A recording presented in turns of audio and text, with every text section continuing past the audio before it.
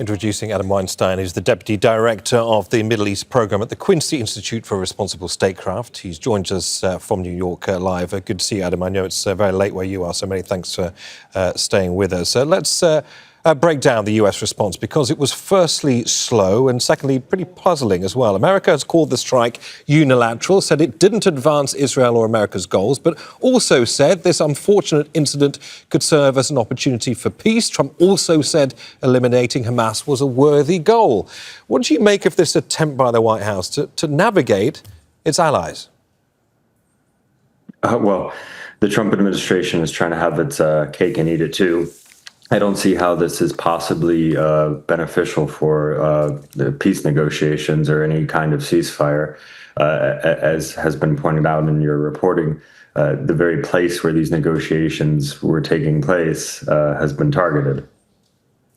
Now, Qatar, as we know, has spent billions of dollars getting the United States to offer national protection. There are thousands of US troops here. Qatar has been an indispensable ally, but at best, the US didn't know this was coming until the last second. At worst, deliberately turned a blind eye or failed to alert the Qatari authorities in time. What now, then, of US credibility in Qatar and elsewhere in the region?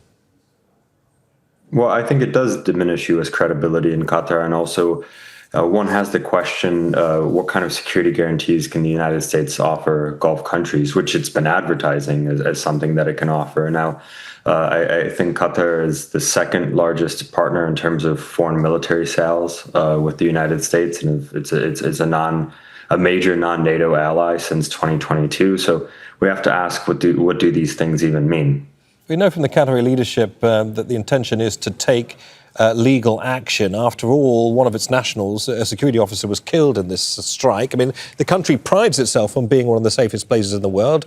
I mean, where does this leave it as a country where international diplomacy is meant to take place? And what, of course, of Hamas's presence here?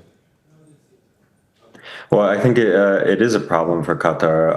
I mean, for one, a pillar of Qatar's foreign policy is that it can serve as a mediator. It's a place where so-called hotel diplomacy can take place. It did that for the United States with the Taliban. In fact, Hamas was actually in Qatar partly because the United States had urged Qatar to host Hamas so that these kinds of negotiations could take place. And so now Qatar is not going to be seen as a place where backdoor diplomacy can safely occur.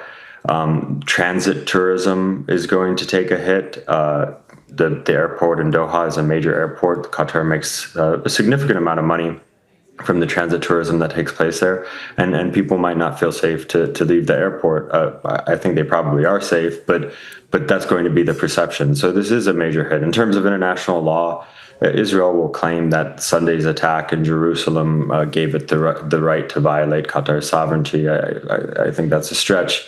But this, more than a legal question, is a political question. Is the United States going to allow Israel to continuously sabotage any prospect at a negotiated settlement?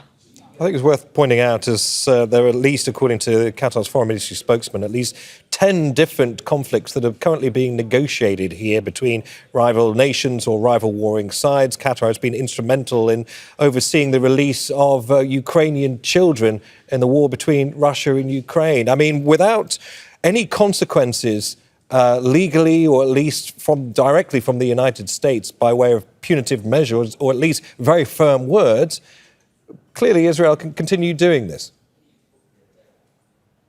I agree with that. And I think Israel's message is that they're going to attack the individuals who are on their target list wherever they go in the world. And that's the point of this attack. It's to make Hamas's leadership feel that there's nowhere they can hide. But I really think it should be a red line to conduct a strike in the middle of Doha. Unfortunately, I suspect that for the Trump administration, it isn't. All right, Adam Weinstein, good to have you on Al Jazeera. Many thanks for joining us. Thanks for having me. Don't miss out and get the full picture. Subscribe to Al Jazeera for reliable news and expert insights. Like, share, stay ahead.